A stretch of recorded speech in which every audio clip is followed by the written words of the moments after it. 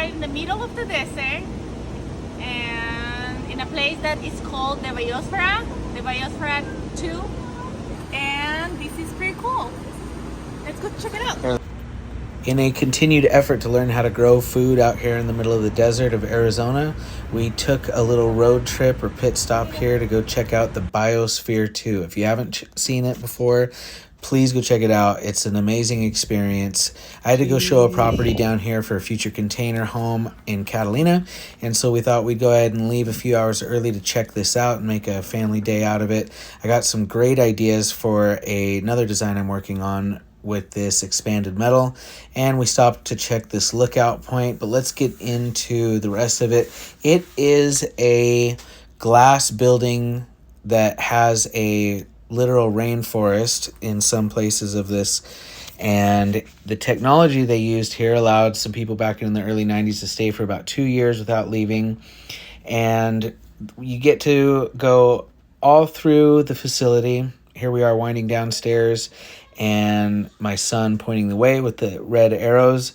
Here's some fig trees and different tropical plants that are throughout this part of it. And so out here in the desert, it is possible to grow like this. We're experimenting with our own garden, if you follow our channel.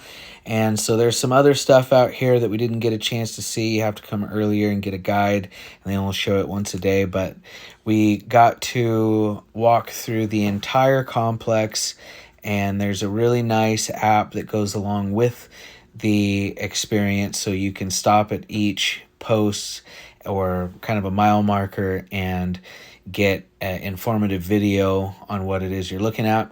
So we wound through here to give you kind of a first-person view at what it looks like, and it's just unbelievable to think that this is out in the middle of the desert. So how do I incorporate shipping containers? We didn't find any dinosaurs, unfortunately, but we did find this ocean, and it is part of the irrigation system throughout the complex, and there are 2 lungs that we weren't able to see while we were there, but they help regulate the air pressure in the main building.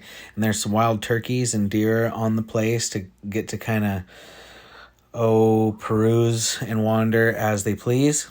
And the building is just fascinating. The modular design, how they put it together, is really interesting. Here's part of the rainforest section. And so I can't wait to utilize some of this technology on our builds in the future.